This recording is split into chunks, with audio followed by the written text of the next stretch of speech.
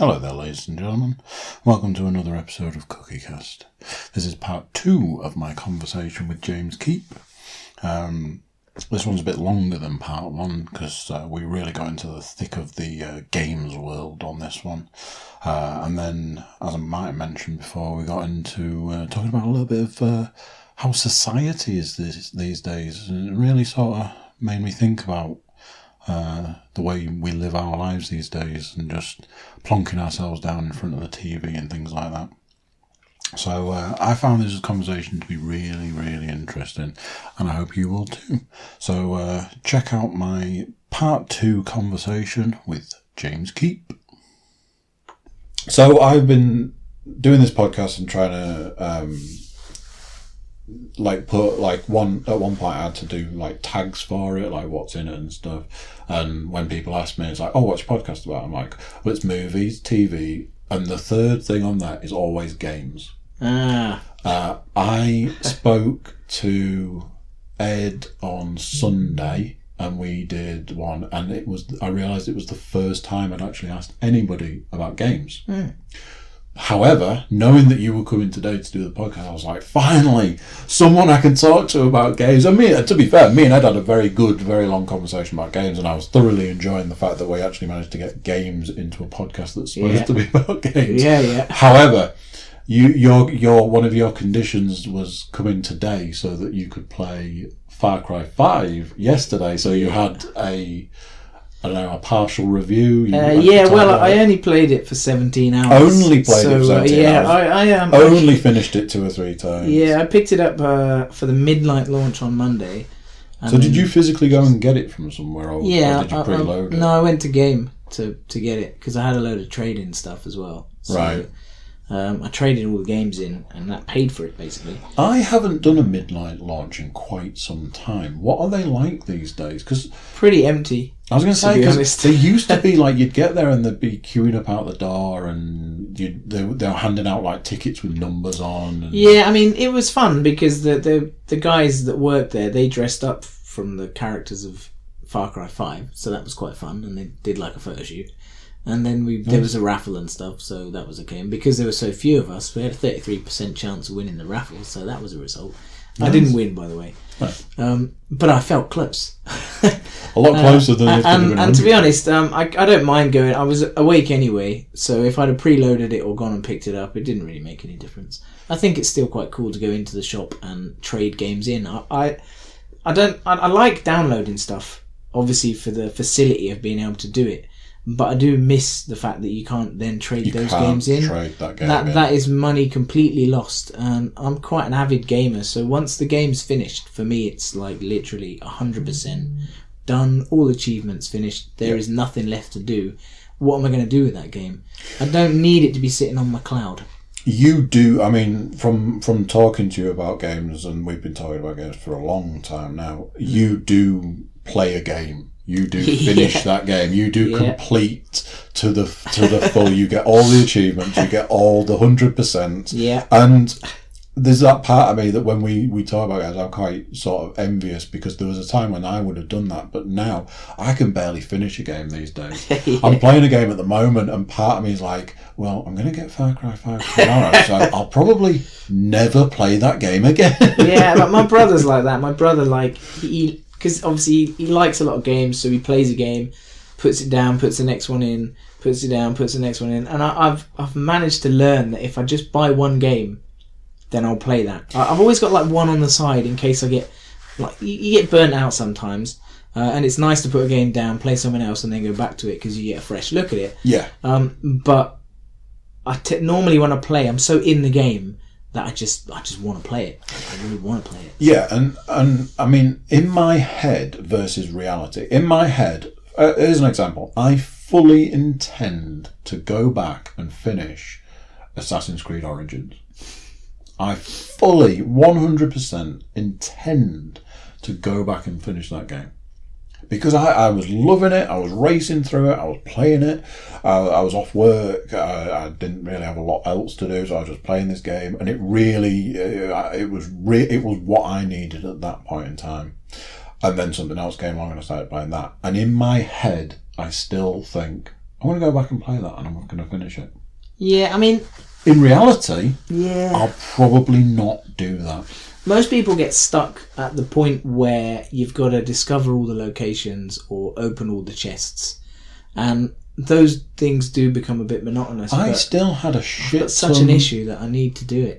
I still had a shit ton of side missions. I think I was nearly at the. It felt like I was at the very back end of the story, so I still had a lot of side missions to do, and I still had a lot of places to go. And I think at the point where I travel across a massive desert, and when he starts hallucinating, spoilers if anybody hasn't played it, when you go across the deserts and he starts hallucinating and stuff, and I'd do all those bits and then realise that section of the map that I hadn't discovered, that I spent 15 minutes covering to open it up on the map, actually had nothing in it. No, I think there was one too. And I was like...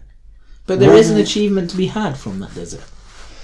Yeah. And you can only get it from that point. So when I had the Xbox 360, I was not massively into achievements because I used to sort of play against my mate, and he could just do it all, and he could get all the achievements, and he could 100% a game. And I was very much like, oh, now you've done it, I don't care anymore. And since the 360, because I made the PS4 my main console, I have got the Xbox One, I don't overly use it. I made the PS4 my main console, and it's that thing that when I had the PS3, I didn't really care about the achievements on the PS3. I cared about the achievements on the Xbox 360. So when I moved over to the PS4, and it's all these like trophy things. Trophies, yeah. I don't care. I have to say, I had a PS3 because at one point my Xbox just died, and a mate of mine offered me a PS3, and I was like, yeah, okay, I'll play that. And it's true that the trophy system just didn't entice me as much. No. I don't know why. Because it's essentially the same. It's a bit like the controller. I think you either like the PS controller or you like the Xbox controller. I like the Xbox controller. And so therefore I play the Xbox more, and I just find it better personally to use. I think maybe I started with an Xbox, so that might be why. Started with an Xbox, played that for a long time, went to a PlayStation, went back to the Xbox, and I'm back in the Xbox in a big way. So. See, I went PlayStation 1, then Xbox original, then and PS2. I've generally always had the two consoles or three consoles, because I used to have the Nintendo stuff when it was the three main runners. Yeah. I'd have the GameCube, Xbox original, and the PS2, I imagine, around that time. And then when it moved on, I had the Wii, the 360, and I didn't get a PS3 originally. I got one a long time later because a mate was like, oh, you can get a PS3 and you can get like 800 games and you can get this, that and the other, and it's like £8. And I was like, okay. That is obviously an exaggeration. It was like a really good deal. 250 quid, you get 4 games with it. PlayStation Plus was free in those days. Yeah, but see, that was one thing that always I liked about the PlayStation, was that to play online it was free, and Xbox you always had to pay a subscription. That said, now it doesn't really. You pay for both. I don't really see the difference. I mean, it narks me that you have to pay to play online anyway. Yeah. Because I already pay for the internet. But that's that's business, I suppose. Yeah, there is that aspect of I don't like paying. When the PS3 was free, that was a great thing. When I paid for Xbox Gold, things like that.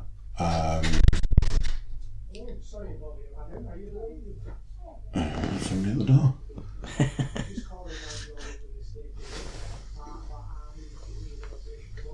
I'm going to close that. There you go. The joys of doing a live podcast. Somebody turns up at the door. That's good. Gives it a bit of realism. I don't like paying for stuff. I have recently let my PlayStation Plus lapse because the PlayStation Plus content isn't very good. Right. I haven't had Xbox Gold. It could be years at this point. It's certainly a year, because I always renewed in March. So it's at least a year. It could be 2 years at this point in time. Yeah, I mean, I stopped when I went to France. I had the Xbox up until about 2009, 10, and then it died. It overheated or some shit, and I didn't get another one, and I didn't play for ages. And then when I came back to the UK in 2014, it was one of the first things I picked up. I don't know why. I just did. And now I'm right back into it like I was before. I can't even remember. I think at the time when I worked out when I was in France, it was costing around about €100 a game, including like downloadable content, plus you were paying for your subscription. And that was starting to annoy me because I found that games were incomplete. You'd be buying a game and then you'd be paying for the DLC, and some of those games were like, if you want the final chapter, it's going to be another €4. Yeah. And it was totting up. And when I came over to the UK to meet one of my mates, games were really cheap over here because they do really good trading deals. Yep. And they do trade in France, obviously, but you just don't. It's just not as good. And that really put me off because it was costing me an awful lot. And because I'm a massive gamer, I play games to 100%, but it wasn't taking me very long. Yeah. So I was like, if I can get a couple of days out of a game, a week tops, that's really good going. That kind of knocked me. Whereas now I find I can get a lot more for my money. Yeah. There's a couple of things that have happened certainly in the last year, in the last couple of years, that have been really disappointing in the games market. One of those was the realisation that supermarkets, and I'm going to say this, and I do not know if this is true, this is just how it was explained to me. Supermarkets didn't have to pay tax on games. So they sold them cheaper. So if a game was £40 in the shops, it was 35, 36 in a supermarket. Now, if you think about where we work, you've got Game, but you've got a Sainsbury's and Asda. Yeah. And Asda, you go into Asda and it's like, oh, I can have this game for £34, whereas Game want £45 for it and Amazon want 40. What am I going to do? And I'd be rinsing games from supermarkets. And then at some point along the line, and I think what I heard was that it was actually Amazon had sort of done you're absolutely killing us in the game market. So you need to stop doing that. And now you go into a supermarket and often there'll be a smaller game section, and it'll either be, well, I might as well get it from Game or I might as well get it from Amazon because of the price. And that was really disappointing to me. Obviously, because I was saving a shed load of money and going, well, I'll just go to Asda, I'll just go to Sainsbury's. And I'd battle the two off against each other. Yeah. Like the first thing I do on new game day is run around all the supermarkets. Because I'm not close to a Tesco's, I'd sort of Google and see if Tesco got it and stuff. Tesco's were really good at doing like, buy these 3 games for £20, and one of those 3 games would be worth £20 on its own and stuff. Yeah, well, I think Microsoft has just shot itself in the foot actually, because they do something called Game Pass, and I think it's $7.99. And what it's done is they've been putting in their top games. So, for example, this week, Sea of Thieves is in there. So for $7.99 a month, you get Sea of Thieves. So the actual sales of Sea of Thieves has really been hit. Wow. So I'm not sure if Microsoft will continue doing that. So if anyone's got an Xbox, now's your chance. Pay $7.99, play Sea of Thieves, do what you want with it, and then stop your subscription. So me and Leanne went to get Far Cry 5 and Sea of Thieves. Well, Sea of Thieves got some harsh commentary as well. It's not come across as well as everybody thought. A lot of people didn't understand the concept. They thought that you would be able to play alone as well as online. It's purely online. And this is the thing. If you don't have a decent team, you might as well forget it. But at $7.99 you don't mind. But if you're paying 40 odd quid, it's not so good. And I also, when I was in game picking up Far Cry, Sea of Thieves came out on the 20th of March. Far Cry was out on the 27th, and the guy in game had said that 4 or 5 people have already traded in Sea of Thieves. So that's normally not a good start. So we went to get both games. Well, in my head, we went to get both games. She'll tell you that we didn't because she doesn't buy games. But she said to me, oh, have you still got Xbox Gold? And I'm like, no, I haven't had that for ages. Oh, Sea of Thieves needs it to be played. And I was like, why? It's not online. went and picked up Sea of Thieves, splashed her right across the front, Xbox Gold required. Yeah. And I was like, what? Why? Most games now have got some form of multiplayer or online access. Yeah. So that's... Turned it over and it said, enjoy the something, multiplayer experience. And it is a multiplayer game. Yeah. And that's not how it was sold. No, I think they've skirted round that in all advertisement and all videos. And I was like, oh, well, then it can fuck off, quite frankly. Well, that seems to have been what's happened. I think they shot themselves in the foot a bit. I mean, the figures will tell at the end of the month or whenever, but it seems to have bummed out. Whereas Far Cry 5, on the other hand, seems to be doing rather well. So, let's actually talk Far Cry 5. So, I'm going to give you a little bit of an overview of my opinion of Far Cry so far. Okay. So, I can go all the way back to the first Far Cry if we really need to. I should just add at this point, I've not played any other Far Cry game.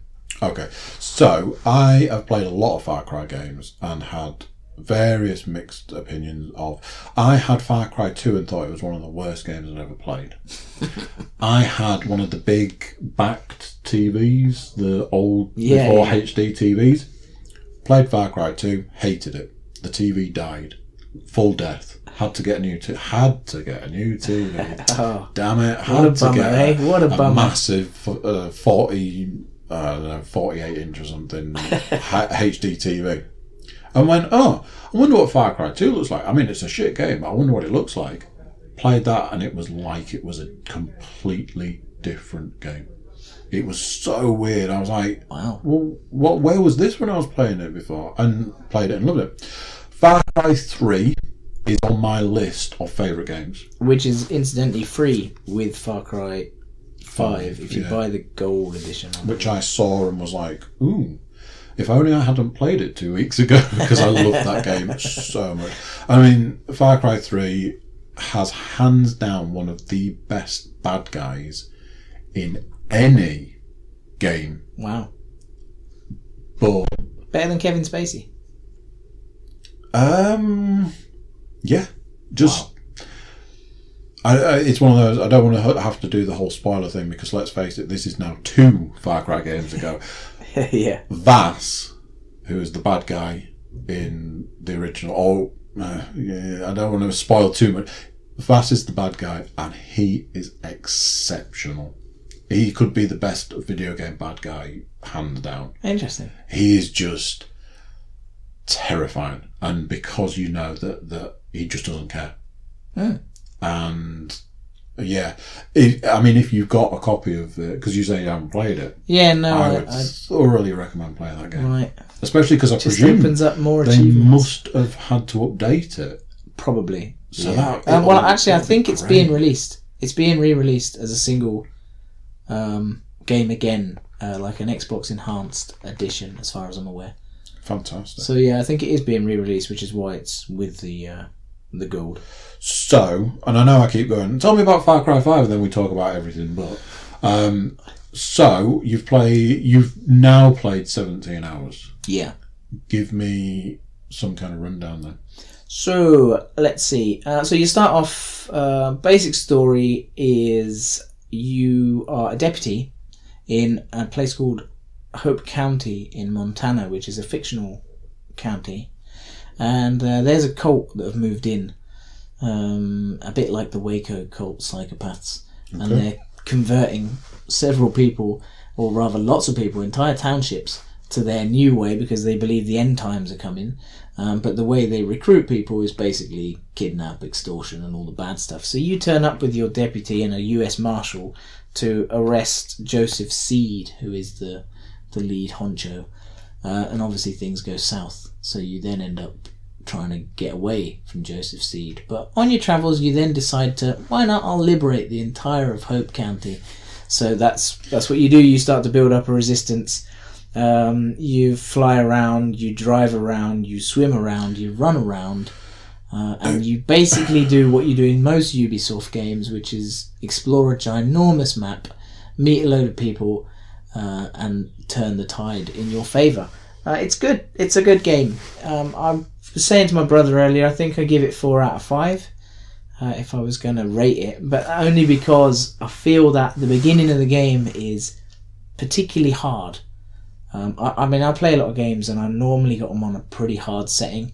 This was only on normal, and I died an awful lot of times, and that's not normally a good start for me, because I'm like, really? However, perseverance paid off, because now the game has got really good. I've just completed the first region, or one of the regions, that you can do it in any order, and that was really good. I picked up helicopters, planes, a whole host of guns for hire, my own weaponry, a dog. So yeah, it's really good. It's good. It's really well put together. This is one of the things I was going to say. I watched a partial review video that said that one of the things that is massively different from the previous Far Cry's is the air travel. Planes and helicopters are abundant. Yeah, they seem to have taken the model from Ghost Recon Wildlands, where you could pretty much use any vehicle. Oh, that's a game. This is the same concept. There's quad bikes, there's boats, there are 4x4s, there are monster trucks, there's aircraft, there's helicopters, there are fighter aircraft, which are like these World War II things. It's really cool. Dogfights are great, helicopters are great, and obviously now, because the graphics are awesome, anything seen from the air just looks awesome. It looks really, really good. There's a whole host of stuff. The only downsides for things like that is most of the vehicles, well, in fact all of the vehicles really are cosmetic. There isn't one which is really better than the other. So right. If you go up and get a Porsche, it's pretty much the same as the 4x4, other than it looks like a Porsche, which is a bit of a shame. You don't get an extra speed or extra armour. There's a massive truck in it, which that's obviously... There's benefits to that, but that's in a part of the story, so by picking that up you kind of liberate that, which is cool. And you can customise everything, so all cars are fully customisable to add your own paintwork and stuff. But unless you play a lot multiplayer, there's not really any benefit, because it's first person, so you can't actually see the outside of your car when you're in it. Because I saw something that said that this is the first Far Cry where the character is customisable. You can actually have you can play as a woman if you can play as a woman. You can play as a guy. You've got all your clothes are customisable: hair, face, shoes, gloves, hats. Pretty much everything is customisable. Again, like Ghost Recon, but again, because it's first person, unless you play with somebody else, you're never going to actually see your character, which it seems a shame. It would probably be nice to add a third person mode to it. So at least you can choose, mainly so you can see how cool your guy looks. But again, I mean, it's designed. A lot of the levels seem to be designed to be play multiplayer, because you can drop in and out of games with your friends, and it doesn't affect your campaign. So that's really cool. That's a cool aspect, because it means you don't affect your storyline. You can just do it with a mate, and when you go back to your campaign, it's where you left it. So that's interesting. Yeah, that's a cool thing. Again, it's very Ghost Recon. That was the same. You could do that in Ghost Recon as well. So I like that. Again, weapons. It's a shame because there are loads of weapons to choose from, but they're all pretty much the same. They all do damage 6 almost, unless you get a rocket launcher which does damage 9. So again, there's not much point in buying a load of weapons. I've picked a couple of weapons I really like. I've upgraded them to the max, and I can't see me getting any other weapons, because... That was one of the things that I had with Ghost Recon, that I found... I think I got like a free gun, might have even been like an upplay or something, and I might have got a couple of them, and I never changed those weapons. Yeah, I mean, Ghost Recon, there was a bit more scope, because you really could upgrade the weapons quite a lot. If you picked up all the gun parts, it made quite a big difference. In this, in Far Cry, there aren't any parts to pick up. You can buy them directly, and you make so much money in the game that it's not even difficult to do that. So I found that after playing the game for like about 3 hours, I'd already fully upgraded the sniper rifle and the shotgun, and I was pretty much good to go. That said, it is a lot harder than Ghost Recon. The actual stealth mode, it's a lot harder to be stealthy, because I find the AI is a bit more competent. Like, they spot you from a mile away. They're like, oh, the guy's over there. And if you shoot someone, they know. Excuse me. Right. Yeah, they know, and they'll come looking for you, and they'll call you their mates, and all their mates will come looking for you. So you do spend quite a lot of time running away. Okay. But that makes it fun. It keeps the element of the storyline interesting.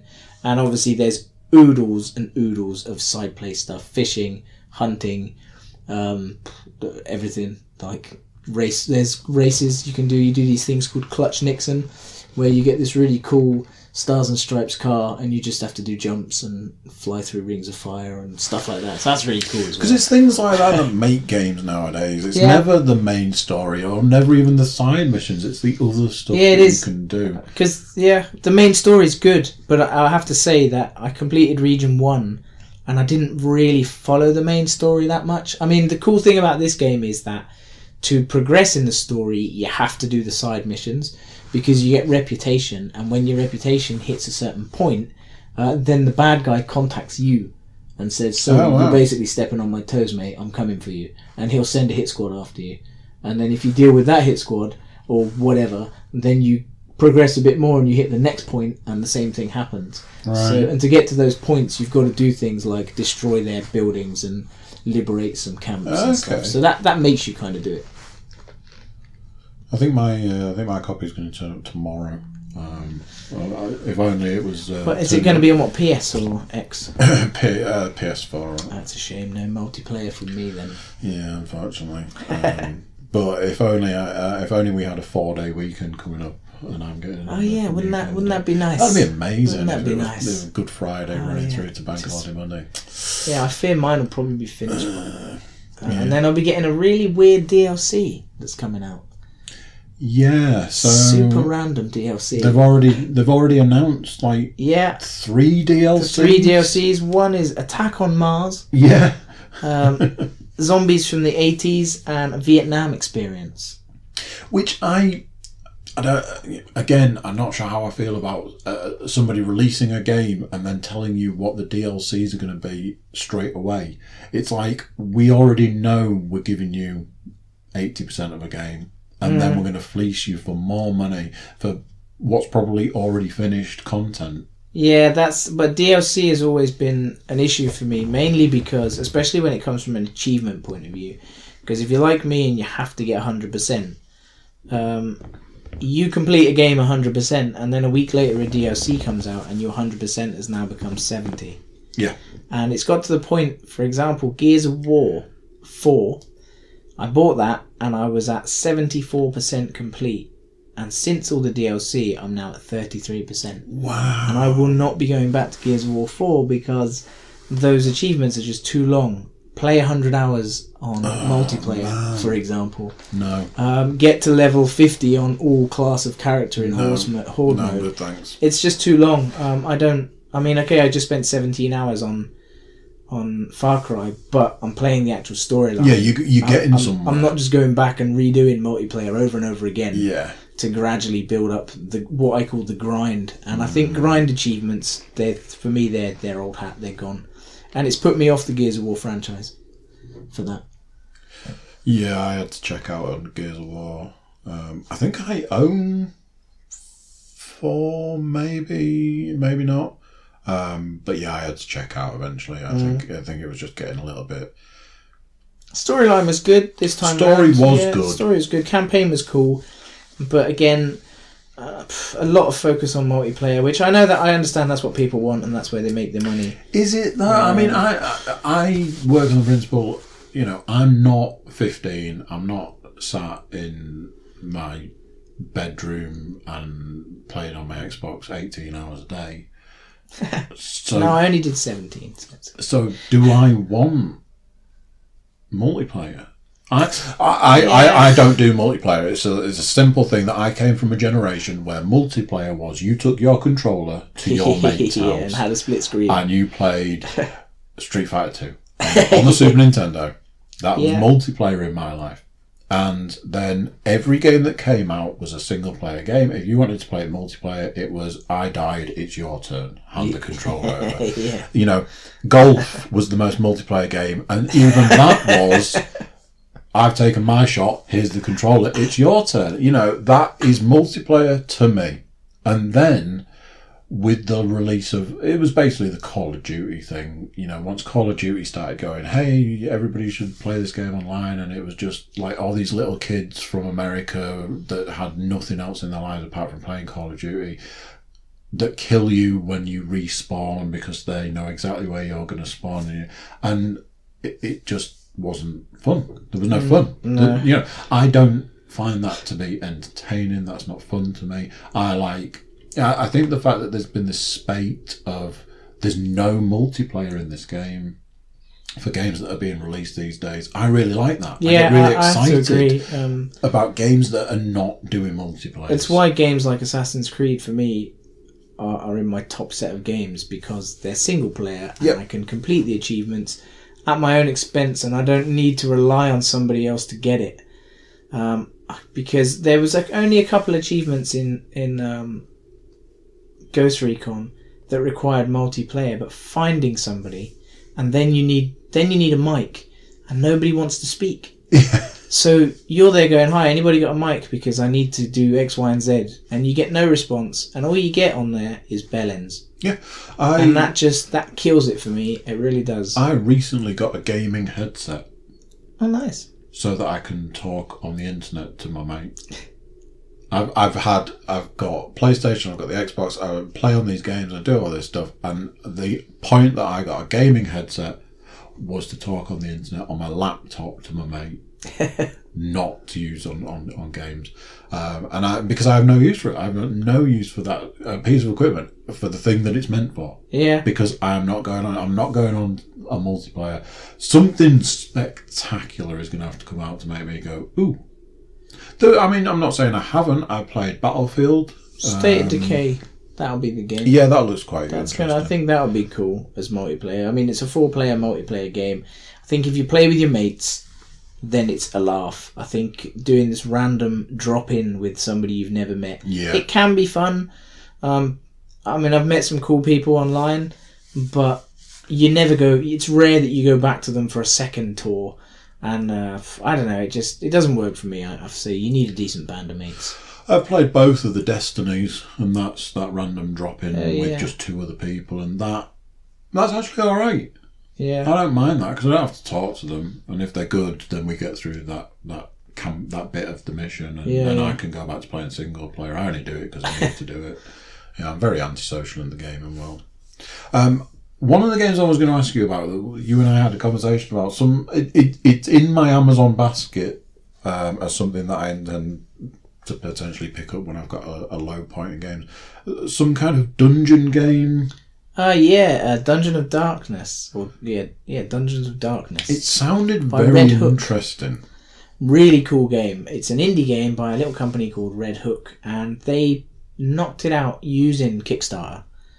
And basically, the premise is you pay 4 heroes that are sent back to your your grandfather's estate to basically liberate it of this demon horde thing. But the idea of the game is to just survive. So when you go into the dungeon, you get very limited supplies, and you've got your weapons and stuff, but the biggest killer is stress. So as they travel through the dungeon, you've got your torch, and if the torch starts to burn low, their stress goes up. And then when their stress reaches a certain level, they can have either a positive or a negative effect. So if they have a negative effect, for example, it could be that they are paranoid. So instead of fighting, they'll go to the back. So you'll click fight, and the guy will go, "I'm not fighting with these guys, they're all after me." And he'll just run to the back, which fucks up your next 3 moves, because you've then got to get the guy back to the front, because not all characters can attack from every position. Then if the stress level gets up again, that guy dies of a heart attack. Oh, wow. So that's your character gone. And now the problem with this is that to get to the final boss, you need characters that are level 6, which is the top level you can have. But getting characters to level 6 is excruciatingly difficult.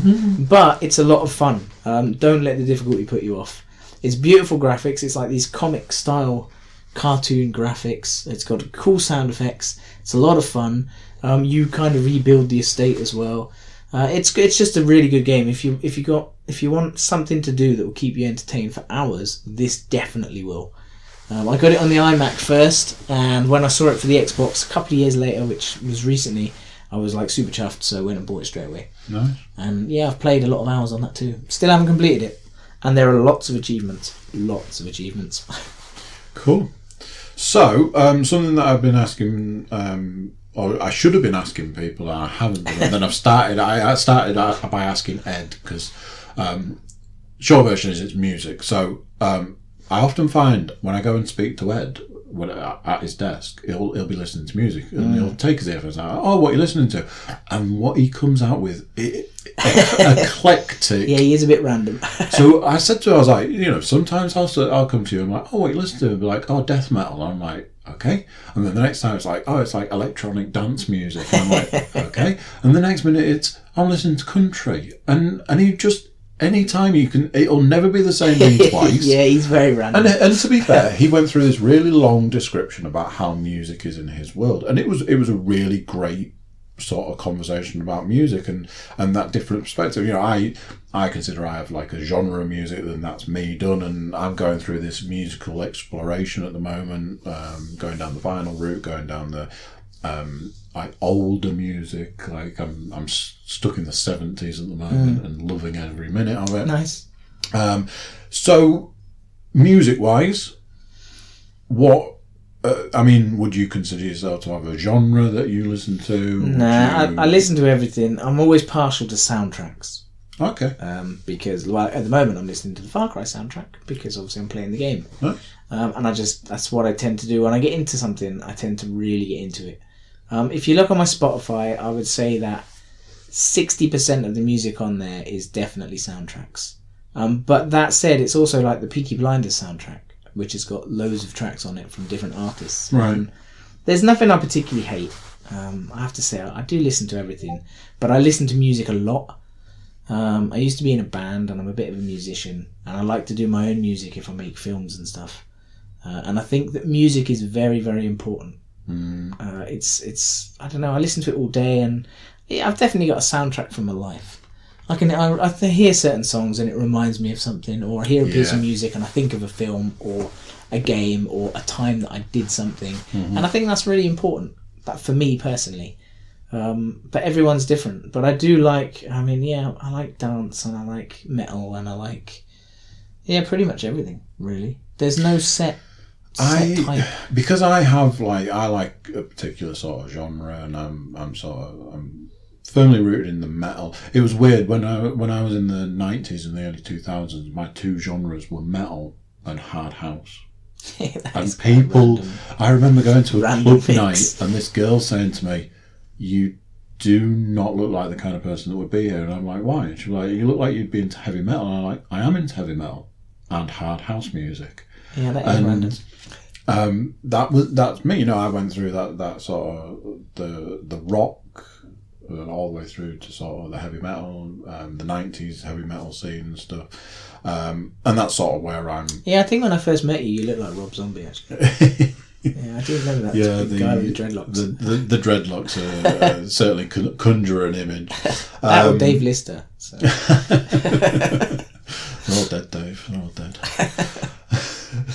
But yeah, I'm moving into this 70s sort of, listening to music from the 70s, listening to vinyl. I know I keep harping on about vinyl, but it's new to me. A lot of people are into it. My brother's got into the vinyl in a big way. He's also a musician, so swears by it. I like MP3s. I'm quite they're clearer. I'm quite envious. I'm quite jealous of people who can say, "Oh, I'll listen to anything," because. And this will probably sound odd, but I can't. There are certain things that I hear and I'm like, oh, wow, that's awful. Well, you did a pretty good job of hiding that in your car. Yeah. It's one of those. It's not my car. There were some tunes in there. There were some tunes in there. Wow. She loves it. Bless her. I can't defend that. If when we go and get in my car later, I'm taking the new Machine Head album out with us. So, nice. You'll get. I went to a really cool Machine Head concert in Luxembourg. It's one of the last concerts I went to. Really small place, really good. I'm going in May to see them again. Me and Machine Head have a very mixed past. Me and a mate of mine, I was talking to him about this the other day. When we were like 16, we were on our way to Machine Head, and it was just like the biggest thing in our world at that point in time. We had the tickets in our hands, and we got into my mum's car, and she was going to drive us to Manchester and drop us off, and we were finally seeing Machine Head, and we made it to the Designer outlet before the car broke down. Oh shit! And we never made it, and that's always been that story. Wow. And I've seen them. I saw them support Metallica, which for me was like a huge thing because Machine Head's one of my favourite bands. Metallica is my favourite band, and I got to see one spot and the other, and that was great. Yeah, that's really cool. But Machine Head in an arena setting wasn't quite right. Their sound doesn't quite work. No, well, in Luxembourg they have a little place called the Rock Hall, and they came there, and it's probably holds about 400 people and tops. that's Machine and Head. it was really good, really good gig. Yeah, it worked really well. I didn't really like the last album. I really tried with it, and I really couldn't get on with it. But I've listened to the one that's come out this year. And I've listened to it quite a few times in the last week, and I'm thinking I'm liking it. There's one track that I've really no idea why they've done it, because they've done like an Irish sort of, like a jig, random, like an Irish jig song, and I'm like, you're not from Ireland, so what the fuck? And they've done a couple of, you know how Machine Head like to do a slow number every now and then, and it's a bit too slow, and it's a bit, I'm not sure. I mean, they've been going a long time. They've been, they've released a lot of albums. Yeah, now. I suppose. Everything can't be fresh. Everything can't be. And maybe they just want to switch it up a notch. Yeah. Just to change, just for a laugh. But I would say a good 80% of that album is I'm starting to really dig it. Nice. So we'll have that on in the car on the way back. Cool. If I remember to take it out with me. Otherwise, it's going to be the Wild Hearts. So. All right. Yeah. So, something that I've been sort of asking each person that comes on, and I'm very much aware it's a very difficult conversation for some people to have, and some people are a bit like, I really wish you hadn't asked me this. Some people, I had a really long conversation with Leanne's mum. Some people really like this sort of subject. Some people are a bit like, I wish you hadn't asked me that. So I do this bit about diet and exercise. Yeah. So I say to people, firstly I say, do you consider yourself to be on a diet? Do you consider yourself to be doing a diet? Do you consider yourself to be a healthy eater? No. Chocolate for breakfast. Yeah, I'm not on a diet. I do watch what I eat, mainly because my girlfriend is a nutritionist, or into a nutrition in a big way.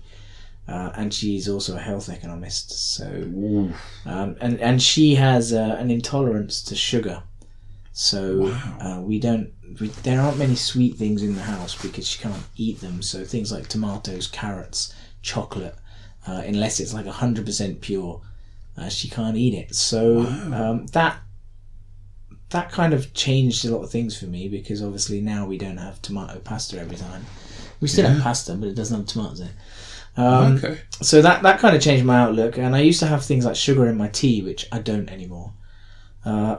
I still like chocolate cookies, but I'm just careful about what I eat. I mean, I'm coming up to 40 in a couple of days, and I feel pretty good. I'm fit, I'm healthy, I run, I cycle, I'm a busy, active person. I was a chef for 22 years before I was working in an office. And I've never been overweight particularly. I've always been busy. I think that the key is to enjoy what you eat and just not to overdo anything. I mean, you can have a McDonald's once a week if you want, but just don't have it 3 times a week. You can eat chocolate, just don't have it every single day. It's like most things. Alcohol. Most people drink alcohol the minute you start abusing it, where you feel it. Yeah. The thing about alcohol is you can feel it straight away, whereas food, it kind of hides there. Yeah, food's a cunning little bit. And I think that now we're very lucky in the fact that there's a lot of options available. So people can choose to eat better. But on the flip side of that, there's also a lot more crap available. Yeah, there is a lot more out there in the world. There's so much processed food. From when we were kids, there was a lot more. I feel there was a lot more home cooked meals. Yeah, definitely. Parents making meals for kids and stuff. Whereas now it's as we talked about, because my partner and I, we often talk about this, and people work. Everybody works now. There aren't very many stay-at-home mums, which there were, And stay-at-home mums used to make the food. They used to make the bread. Yeah. And you'd come home and it'd be done. Now, stay-at-home mums go to work.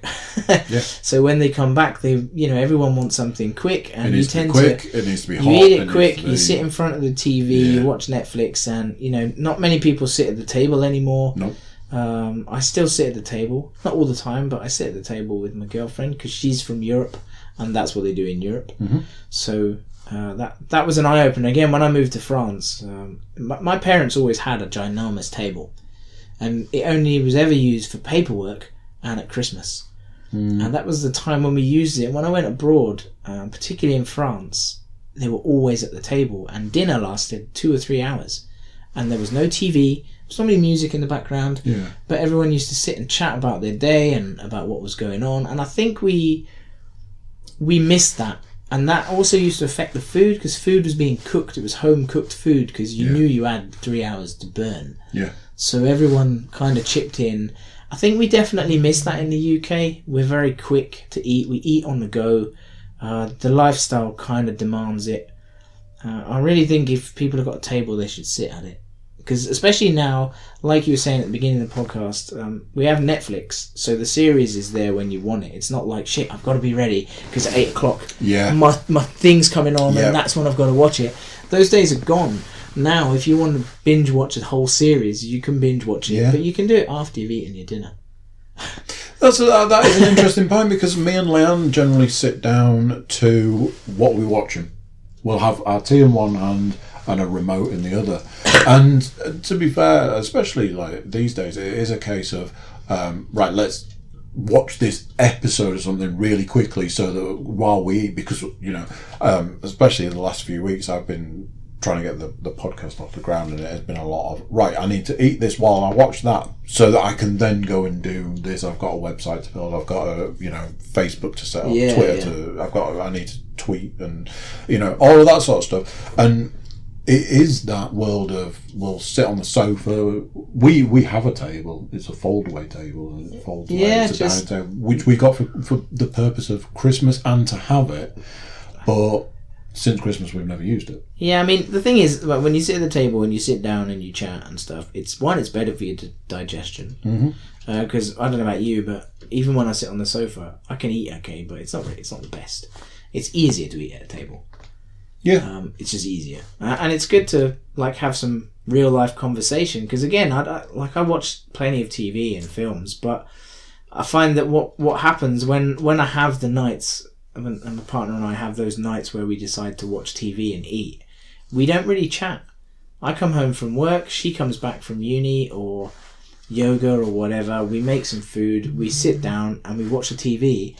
And we continue watching the TV until we kind of had enough, and then it's time for bed. And you miss the conversation part. So we were conscious of this, and we're like, well, I said, let's try and have... So what we did was we tried this, let's have a night where we don't watch TV. Instead, we'll have dinner and then play a game. So we'd play a board game, or... I'm not talking let's play Monopoly or something like that. It was a cool board game. Obviously. Or a decent card game or something, like Magic or Star Wars or some random shit. But it was more, we'd sit there and we'd chat and we'd play that, and then on another day we'd do something else, and then we'd watch TV. Firstly, it gave us the opportunity to really watch a series we enjoy rather than just watch them all.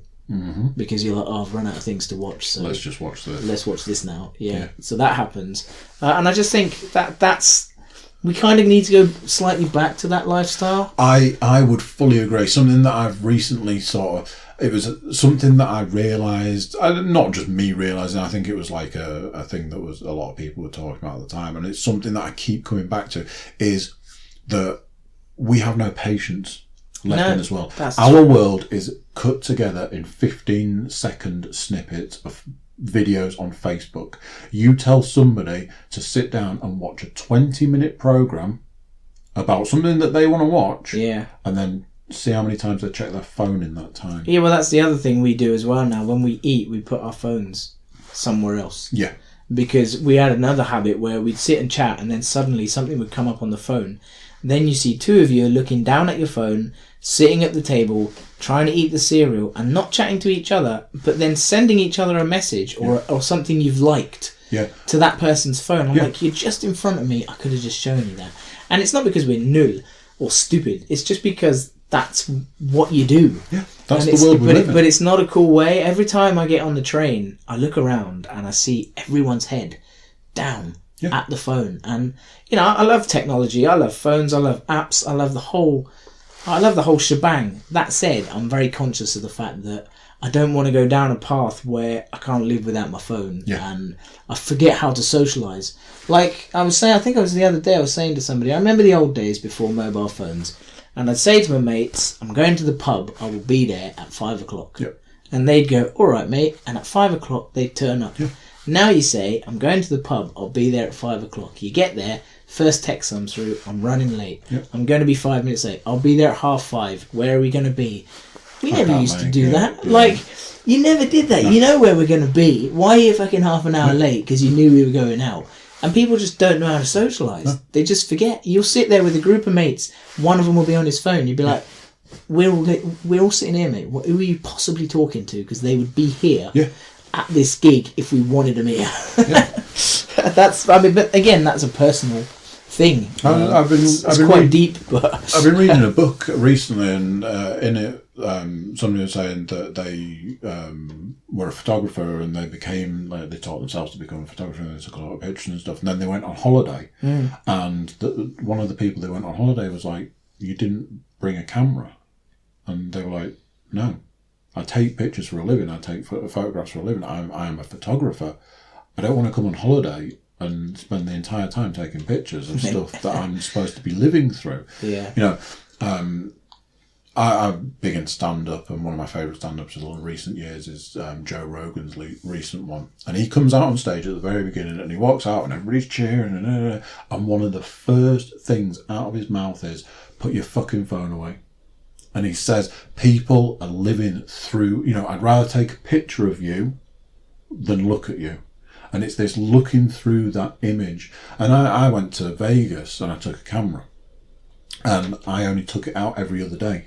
Because I said, I'm in Vegas. I've travelled, you know, halfway around the world. I've gone to Vegas. I don't want to spend the entire time looking at Vegas through the lens of a camera. And getting to the end of the holiday and going, oh, I don't remember seeing that. But I've got a picture of it. Got a picture of it, yeah. Awesome. So I take it out every other day. And I do think that we are at a point now where we probably do need to start going backwards. Well, we do need to get back to definitely from a socialisation point of view. Definitely. Like you were saying earlier, you play on the computer and you're not a very social gamer. No. That, for me, is kind of an issue. Because I'm the same. I don't really want to play with people I don't know. No. I do want to play with my mates. But even that's hard work. Because they're like, oh, really? I can't be asked. Whereas when I was a kid, that was what it was all about. Yeah. Let's all play Mario Brothers 3 and do a level each, and you'd all be sitting around and it would be a laugh. You can do that now, but people just don't. Mario Kart, a Super Nintendo and 2 controllers, and that's like 8 hours of fun. Yeah. And it was one game. Yeah. And now it's like, oh, let's play this game for like 8 minutes, and then we'll play this game for like an hour because that was good fun.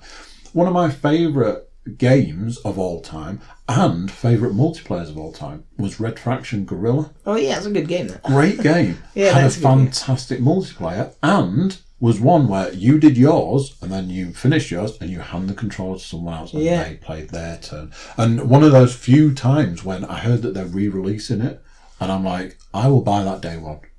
I will buy that the moment that comes out because I love that game. Yeah. And I hope that they don't do the thing where they went, oh, we've remade this game and then we've added a load of shit to it. I just want the exact same game, just with better graphics. Yeah, to be fair, I actually bought it for the laptop a few weeks back and played it, and I was like, oh, I'm loving it. And then I tried to play it again, and it opened as this tiny little box. And I Googled it, and there was no solution for it. And I went through to Steam and were like, I bought this game from you, this, that and the other. It opens as this thing. And their response was, there is no support for this game. Do you want a refund? And I'm like, well, I just want the game to work. Yeah, we can't do that. Do you want your money back? Like, then yes. And they gave me the money back. Wow. And I was like, I'd have rather you fixed it because it was working. Yeah, just fix it. So I'm like, oh well, as soon as it comes out for the console, I'm just going to buy it. But yeah, I mean, it's I've had game nights where we all get together and we all sit around and we all play games. Yeah. You know, golf, Madden. Well, that's the way to do it. I mean, Yeah. I've started getting back into Warhammer, which is like tabletop games where you paint these little miniatures and you roll dice and you kind of measure it out and you kill your opponent. But it's really social. I go to this night on a Wednesday night. It's a place called Garrison. It's in New Earswick, and it's basically like 50, 40 plus guys just rolling dice and chatting about crap, really, wizards and dragons. But it's super social, and it's not a console, and it's not a Netflix or a Prime or a cinema. And you know, people go, "Oh, it's really geeky." Yeah, it is. Yeah, but I'm actually socialising with other But it's people. the most social thing that anybody's doing. Other than going to the pub, that is as social as it gets. Yeah. And you know, and plus you take time out because you paint the figures and you do something else other than looking at a screen. Again, I'm a massive gamer and I love doing all that, but I also like to take time outs. I think that's just as important. That is important. I think, people don't take enough time. Do you have what I call the computer game roller coaster? Do you have the, oh my god, I have to play games, like all I want to do right now is play games forever? I'm thinking about Far Cry 5 right now. and then do you have those points where you go, the last thing I want to do right now is play a game? Yeah, definitely. And it's this weird, like there are times when, like this is my games room, as you can tell from all the games and the consoles. Yeah. And I come in here and I play games. And I played on the PlayStation last night. But it's the first time I played on the PlayStation in a few days because I've been doing like all the podcast stuff. But there are times when the last thing I want to do is play a game. Definitely. And there are other times when all I want to do is play a game. You know, there's times when it's like, oh man, if I didn't have to go to work today, I'd just play games all day. Yeah, and I think that's good because you're not one way or the other. Yeah. So that's cool, and that's how you should be. That's called choice. And it means that your mind is saying to you, well, I kind of want to do something else than just stare at a screen and move my thumbs. Yeah. It's why, you know, going to the gym and all that stuff, it's all important. And again, back to what you were saying about dieting and stuff, if you're just going to sit on your fucking ass all day and play games, you are going to have problems. Yeah. There's no doubt about that. And I don't think, you know, if you want to be healthy and live till, you know, you're 100 or whatever, and I would strongly suggest it because the world is a massive place and you need time to see it. So you need to be fit and healthy and ready for that because the world it's cool. But there's, you know, it's also a challenge. Really, it's a challenge, but it's great. There's so much to see. You know, I've lived in a few countries, travelled around a bit, and I can tell you now, you should step outside your front door and have a little bit look further. Nice.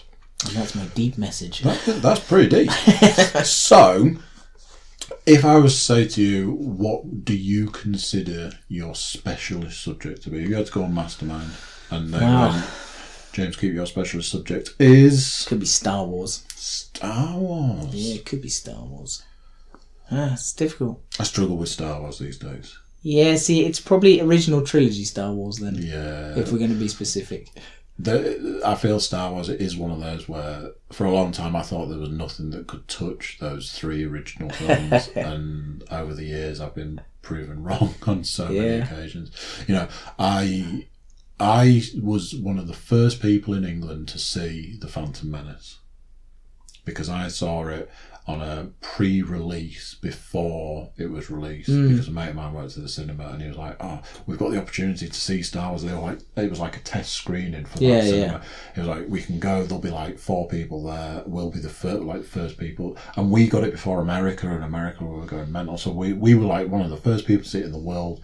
And I remember walking out of the View cinema and there was a queue from the doors to like Frankie and Benny's, which is like, you know, quarter of a mile away from the doors. And there was this queue, and me and my mate walked out, and we were walking down this queue, shaking our heads, going, awful, awful, awful, terrible film. And people were stopping us as we were walking out and going, oh, excuse me, what film have you just come out of? And it was like, Star Wars. And they're like, no, surely not. It's like, awful film. No, there's no way. It's impossible. That can't be true. You're making it up. You're just saying that. You know, and hundreds and hundreds and hundreds of people that we walked past, and people just didn't believe us. And then, you know, it just kind of went a little bit downhill. And yeah, it's a real shame because it really is. It wasn't a really cool, fun trilogy. yeah, it's true that the prequels didn't really do it any favours. No. The new ones are alright. Rogue One was particularly good. Rogue One was good. I enjoyed Rogue One. But it's like most things, we overindulge. Yeah. And now I read that Disney was saying they're going to release a Star Wars film every year until people get bored of the franchise. Which, why? Yeah. Again, it works with Marvel, but it doesn't work with Star Wars. But my understanding of the Marvel thing is that they are going to release so many films and then they're going to stop. I've heard that too. I heard that there was something that they were going to do, because they're doing it in phases, aren't they? Yeah. Phase 1 was your Iron Man, you know, and those original ones, Captain America. Yeah. Then they were moving to phase 2 after the first Avengers. Then it went into phase 2, and I was under the impression that there was only going to be like a third phase, and then that was. Yeah, I've heard it goes to 2020, and then that's the end of phase 3. Yeah, and they're not saying anything for definite, but from what I've heard, everything comes back as they're only going to do so many, and that'll be that. Yeah, I think the big bucks will talk in the end. Disney own Marvel, and I can't see Disney saying, "Oh yeah, we'll just pull the plug. You can stop doing those films now." They keep remaking Spider-Man, no matter how bad it is. They're never going to stop. It's just it's not going to happen. Yeah, they do like them. You know, and to be honest, like we said, if people keep going and they keep selling out, the only way they'd stop is it's a bit like a TV series. They'll only stop if people stop watching it. Yeah. If the ratings go down, then they won't do it anymore. Yeah, and I think at the moment they've got this great formula and they're doing really well, and they don't have to worry about DC. And at some point DC might do something worthwhile, who knows. But at this point in time they've got this great thing that works. But there probably will come a time when a film is released and people say, "Oh, it was a Marvel film, but not as good as some of the others." And when that starts, that breeds other things. Well, they're already taking risks with Thor Ragnarok. They took a big risk. They did take a big risk. I mean, luckily, it paid off. Luckily for them, it did pay off. It did, but you couldn't make every Marvel film like Ragnarok. No, you really couldn't. You would never get away with it. No, you'd lose that. Imagine Black Panther was like that. It would it would be rubbish. It would just suck. Yeah, I mean, some films need to be a particular way. Yeah. Civil War. Yeah. Civil War is quite a dark film. Yeah. I mean, there are moments of humour in it, but nowhere near like Ragnarok. Imagine having Ragnarok humour in Civil War. Yeah. That would kill the franchise. Yeah. Something like that. Yeah, and all it's going to take is them to get the wrong thing the wrong way around. And that's going to be that done. So, I generally ask all these various different questions, and then I like to do a couple of little fun things at the back end, and kind of optional in a sense. But right. I'll float it your way, and let's see what you think. So, I like to get people to give me an impression. If they know any impressions. I don't really do famous people. I tend to do accents. So accents is an option. Yeah. So you could do an accent. Right. You could give me an accent. So, let me think, what can I do? Well, I can do French, obviously. I was going to say, but that would you be cheating. But it kind of sounds like an English-French person. You can kind of cheat if you want, because I am aware that you do speak. But I really like Peaky Blinders at the moment, so I've been watching that a lot. And I really like the way they talk. I think it's really quite funny. They all sound really stupid, but they're not. And I know that when we work, we've got a Brummie who sits right near you, and she sounds like that. It really makes me laugh. So that's one of my accents. And obviously everyone knows I love the Scottish, so I don't mind doing those when they phone up. Every time they're on the phone, always whining and whinging and bitching about everything. It's shite being Scottish. I do accents really. Brilliant. I got Leanne. Leanne was the first podcast, and I attacked her with, you need to do an impression, and I gave her the options of some impressions, like some voices she could do, or an accent, and she chose to do an accent, and she did the Irish accent. And yeah, I'm not so good at that. I always want to do it. We've been talking about it for ages, and every time she tried it, it was somebody doing an impression of somebody doing that's it. That's what I feel like. And I just thought it was going to be brilliant. And then on the podcast, she launched into this Irish accent, and I was like, I was a bit disappointed. Yeah, I just get, all I can manage to do is tear this place apart. That's pretty much all I can do. That's not too bad. So, something that podcasts, you might actually know this, but something that podcasts are kind of well known for is advertisements. Yeah. Because podcasts need to make money somewhere along the line because they're generally free. Yeah. So they need some form of advertisement. So what I've been doing is what I've been calling fake adverts. So if at some point in time somebody came to you and said, I'd like you to advertise a product, and it's a product that you believed in, what would you advertise? My awesomeness. Your awesome. Definitely believe in that. Be easy to sell. Because one of the things I'm going to go with is, what product could you not get through the day without? My awesomeness. My awesomeness. Yeah, definitely. I mean, I need that every day.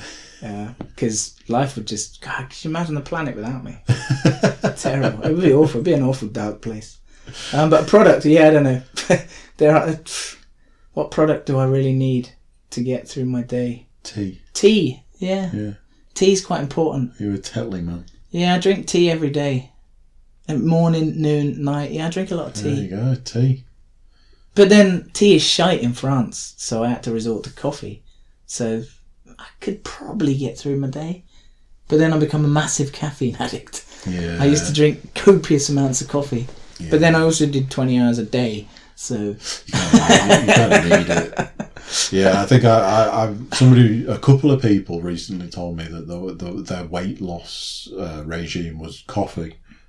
And I have recently... Cheaper than cocaine. I've recently increased my coffee intake because I'm like, well, if it works for them... Well, I mean, there is a myth that if you just drink water all day, you'll feel full and then you'll lose weight, which is technically true, but you do need to eat at some point. I can't deal with the whole... I drink a shed load of water. Like, when I'm at work, I'm just drinking water. When I come home, I drink a lot of water. I do drink a lot of coffee various points in the day, but I don't drink a lot of coffee at home on an evening. I do if I'm at home during the day. Yeah. But the thing that drives me up the wall is you drink a lot of water, you have to go to the toilet all the time. I literally, if I could get my desk moved into the bathroom at work, I'd be fine. Because at first I thought it was an old thing, because I'm obviously getting older, and I was like, is my bladder just crap? But I researched it, and I'm like, no, it's just because you drink loads of water. You drink a lot of water. Whereas if I drink loads of alcohol, I can normally down a good few pints before I need to break the seal. The alcohol bladder is a whole different thing. But it must be the same place. But it doesn't seem to be. I don't know. I suppose water goes through you quicker because it cleanses your system differently, and but it's normal. So I was happy about that, to find that I don't have like bladder problems and need diapers. That was a good thing. Get the tenor maker a man version. I think they're awesome. Man pants. Man nappies. Man nappies. Yeah. Wear them on the outside like Superman. Oh yeah, that's going to be a fashion statement. One. So that's actually about it. Cool. I want to thank you for coming. I really enjoyed that. I thought it was really good. As always, I offer my podcast guests the opportunity to come back. I'd like to extend that to you. I really enjoyed I would that. definitely like to come back. I'll work on some more impressions. Yeah, well, now you know the format, you can sort of really, really work on it. I might come in as a different person. Come dressed as a different person. We'll have to get like a video podcast going. Because video podcast is the future, so we'll get some sort of costumes going. And do the whole podcast in American. Yeah, that's an option. Yeah, why? Robert Downey Jr. did for Tropic Thunder. He did the voice that he does in Tropic Thunder for the DVD commentary. But that's because he tells that joke in the film. I don't leave character until I've done the DVD commentary. And then he did it, and it was brilliant. Yeah, American is it's an easier accent to do. Like, hey there, man, I'm just going to be sitting here shooting the shit with my boy Andy there. You know, we're just going to kick back, do some podcast. There you go, you see. It just seems easy. 2 hours of American accent. Yeah. Brilliant. Right, well, thank you very much. Cool. That's Cheers. the podcast. Laters. Bye. So there you go. Part 2, done and dusted with James Keep. What do you think? I thought that was a great conversation. Sometimes I've been telling you about how to contact us, our Facebook, Twitter, email, even our Instagram. But then having remembered that I actually own a website and have used it to put all of the contact information up on the website, I should just start giving out the website free. So the website is thecookiecast.com. So jump on there, pick a method of contact us, tell us what you're thinking, tell us what you're liking, tell us what you're not liking, and we'll see what we can do to make podcast greatness for you guys. Tune in next time for another exciting episode of Cookiecast. But until then, bye bye.